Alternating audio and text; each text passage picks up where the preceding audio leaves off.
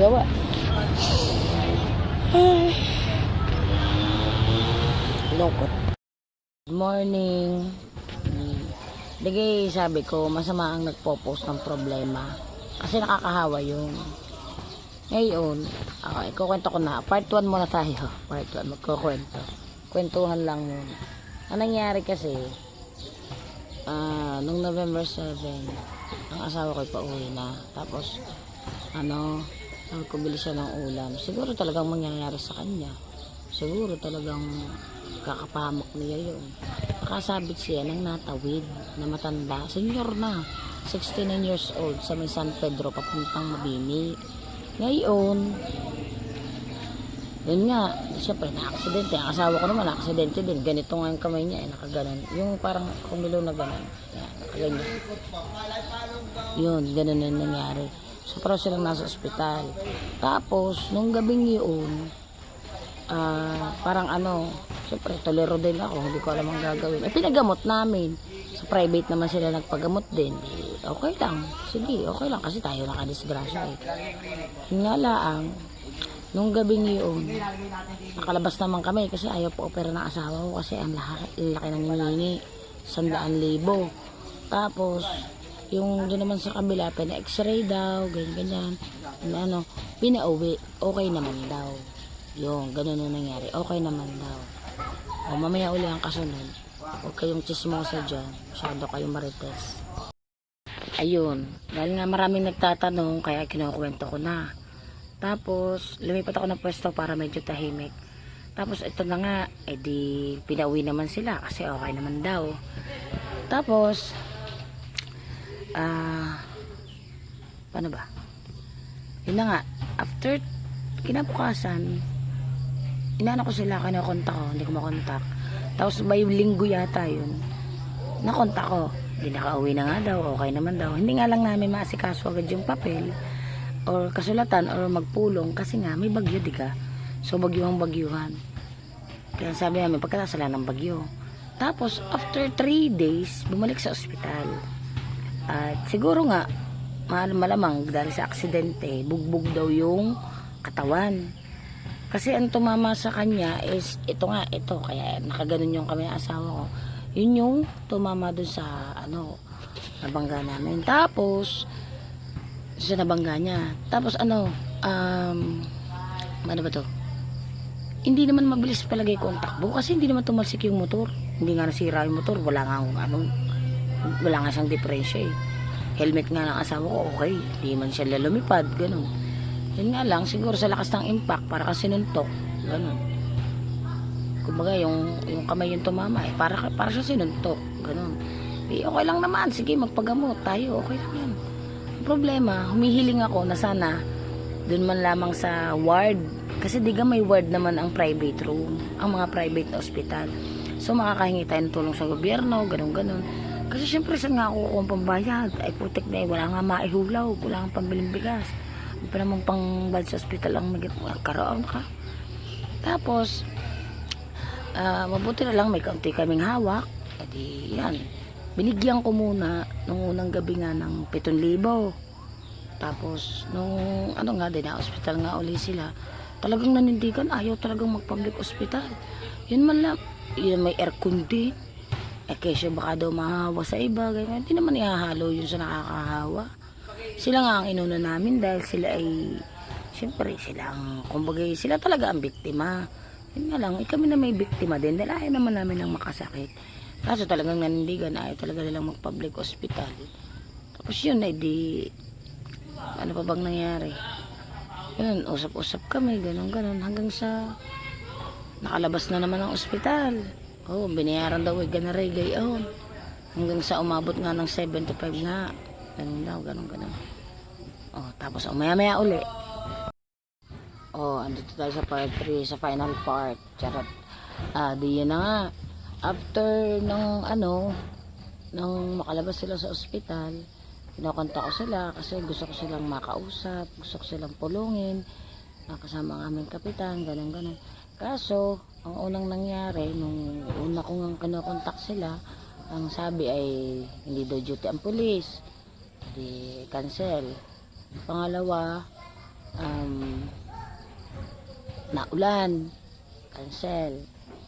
Tapos yun nga, medyo paggabi na, cancel talaga. Tapos kahapon ng umaga, muntik na namang makancel at papacheck up daw. Hahabol-habol talaga ako, promise, hahabol-habol talaga ako. Alam mo, sa totoo lang, kung iba ang naka-aksidente, kayo nga habol. Oo. Hindi kayo basta kayo kukulitin para makipagkita. Hindi. Hahabol ka. Kasi ayaw ko nang kami may napakan tao. Ayaw ko kami may na anong tao. May nalamangan. Ganon. Tapos ang gusto ko, daanin sa baitan. Yan, ganyan. Tapos ang sabi ko, siya ganito na lang, sir. 2:00 mamayang hapon. Sa isip ko talaga, kapag hindi pa kayo dumating, pasensyahan tayo, maghahanap kayo sa akin. Dahil di makakaharap ang asawa ko eh. O di yun na nga, awa ng Diyos, dumating. Tagal ko pa rin naghintay, kaysa naulan daw, ganun. Okay, tagal ko pa rin naghintay, almost 1 oras. Kasi 2:00 ang usapan, mag-3:00 sa dumating. Tapos, na nga, naging usapan. Ang hinihiling ko, ako, una sila nagsalita. Ganun. Basta marami na pag-usapan tungkol nga sa aksidente. Okay naman, kaya lang, yun nga, walang man lang kahit isang pabor sa atin.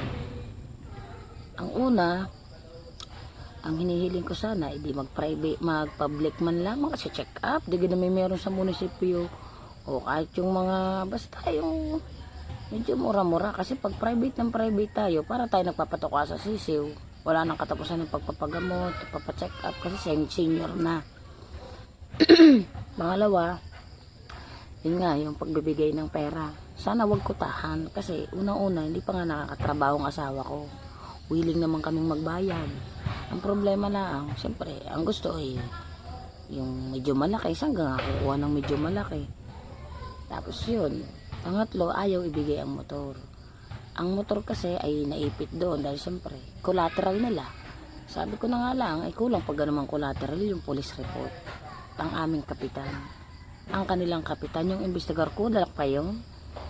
Di ngayon, siyempre bigat ng loob ko, naiyak ako kahapon. Kasi siyempre, gusto kong daanin sa diplomasya. Kaso parang ang gusto naman barasuhan. Yun, sa isip-isip ko na, maghabla na lang kayo. Kasi wala na akong magagawa eh. Unang-una, malamang susuko sa trabaho, sa layo ng biyahe. Mabini, Resplandor, pagkalang pamasahe, hanggang Bawan pa nga laang, 30 pesos na. Pagkalang pa pamamili, ay pabalik, anong oras na balik, minsan madaling araw, ganito, ganyan, walang oras. Yun namang motor, kaya ako hinihiling na makuha, hindi dahil akin yun para makatipid sa pamasahe at mas mabilis kaming makabayan. Ang problema, parang wala, lahat pabor sa kanila.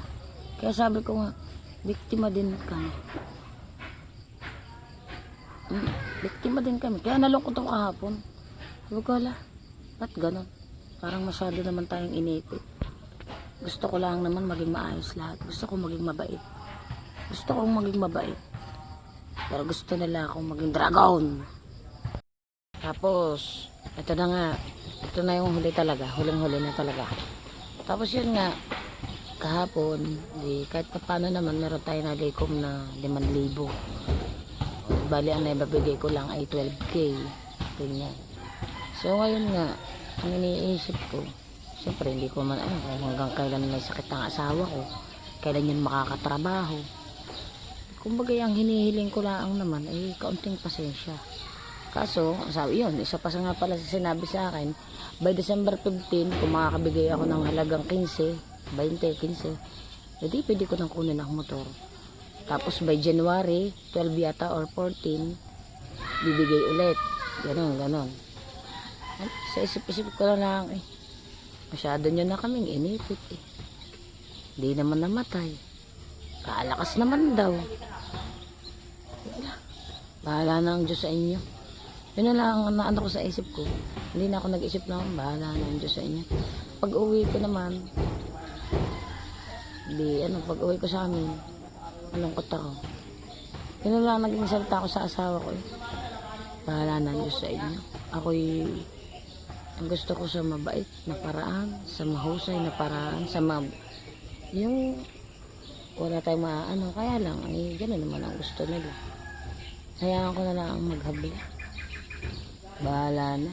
Hindi ko naman sila pinabayaan eh. Kaso, anong ang gagawin ko? Kahit anong gawin kong piga, uutang ako ng uutang, kaliwat kanan, eh anong gagawin ko? Iyak. Sa makaiyak, hindi naman ginto ang lalabas. Talon, sa nampatak, sa patag na rin. Kaya sabi ko, bahala na ang Diyos sa inyo. Yun lang. Ay, yun lang. Marami lang kasi nagtatanong kaya inano ko na. Ay, syempre, naano din naman ako. Tsaka para may kwento ko sa inyo dahil ako'y na rin. Mabigat na sa loob. November 7 pa, pero ngayon ko lang in-open sa inyo, diba? Yun lang.